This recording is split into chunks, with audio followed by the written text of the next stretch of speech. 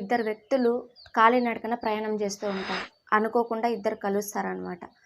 కలుస్తూ ఉంటే తర్వాత వాళ్ళ దగ్గర ఒకరి దగ్గర ఏమో ల్యాంతర్ ఉంటుంది, ఇంకొకరి దగ్గర ఏమో ల్యాంతర్ ఉండదు. సరే అనేసి ఇద్దరు కలిసి కొంచెం ప్రయాణం చేస్తారు. అప్పటికే చిమ్మ చీకటి అయిపోయింది. తర్వాత ఒక కూడలి వచ్చింది. ఆ కూడలి దగ్గర ఇద్దరు విడిపోవాలి. అంటే ఒకరు లెఫ్ట్కి వెళ్ళాలి, ఒకరు రైట్కి వెళ్ళాలి.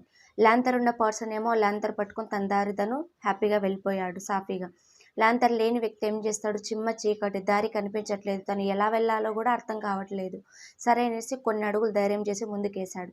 వేసిన తర్వాత ఇంకా ఆగిపోయాడు. ఇంకా అంతే కదా, చీకటి కనిపించే మనం ఎలా కనిపిస్తుంది చెప్పండి దారి. ఆగాడు. ఆగిన తర్వాత ఆ భయానికి భయపడ్డాడు, ఆ చిమ్మ చీకటికి భయపడ్డాడు. తను ల్యాంతర్ ఉంది కాబట్టి తను పట్టుకొని వెళ్ళిపోయాడు. నా దగ్గర ఒక చిన్న దీపం ఉన్నా కూడా నేను కూడా వెళ్ళేవాడిని కదా, నా దగ్గర ఏమీ లేదనేసి ఆ టైంలో బాధలు, ఒక పక్క బాధ, ఒక పక్క దుఃఖము, తనకి ఏడుపు వస్తూ ఉంది. ఆ టైంలో ఏం అర్థం కావట్లేదు అనేసి అనుకుంటాడు. అనుకున్న తర్వాత ఆ వ్యక్తి ఏమై ఉంటాడంటే, వెళ్ళిపోయిన వ్యక్తి తను హ్యాపీగా తను ఎక్కడికి వెళ్ళాలో అక్కడ చేరుకున్నాడు. కానీ తిను మాత్రం మధ్యలోనే ఆగిపోయాడు.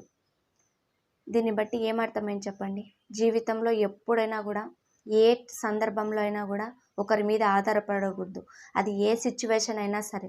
ఎగ్జాంపుల్, మనం చిన్నప్పటి నుంచి చదువుకుంటూ ఉంటాం. మన గురువులు ఉంటారు.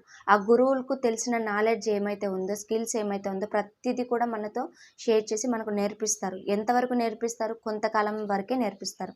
ఆ తర్వాత వాళ్ళు పంచిన జ్ఞానాన్ని పట్టుకొని మనం కూడా మన అలవాట్లు కానీ, మన వ్యక్తిగతం కానీ, మన ప్రొఫెషనల్ కానీ, మన లైఫ్ స్టైల్ కానీ వాళ్ళకు నేర్పించిన దాన్ని బట్టి మనం కూడా డిజైన్ చేసుకుంటాము. అవునా కాదా చెప్పండి?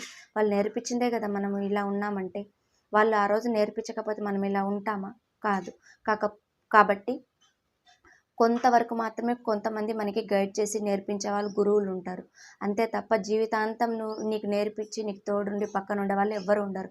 ఎప్పటికైనా మన జీవితం మనం ఒంటరిగానే సాగించాలి తప్ప ప్రతి ఒక్కరు అంటే మన వాళ్ళేలే అనేసి పక్కన వాళ్ళ మీద ఆధారపడి ఉంటే జీవితం ఇలాగే ఉంటుంది. మీకు అర్థమైంది అనుకుంటున్నాను. సో ఎవరైతే అలా చేస్తున్నారో దయచేసి మీ కాళ్ళ మీద మీరు స్టాండర్డ్ తీసుకోండి. ఈరోజు కష్టం ఉండొచ్చు, రేపు నాటిన మీకు అదే జీవితంలో ఉపయోగపడుతుంది. అంతే తప్ప నా వాళ్ళు ఉన్నారు, మా ఫ్యామిలీ ఉంది అనేసి అనుకోవద్దు. ఫ్యామిలీ అవన్నీ పక్కన పెట్టండి. నువ్వు సింగిల్గా వచ్చినావు, నీ లైఫ్ని సింగిల్గానే లీడ్ చేయాలి. అంతే తప్ప వేరే వాళ్ళ మీద ఆధారపడి బ్రతకూడదు.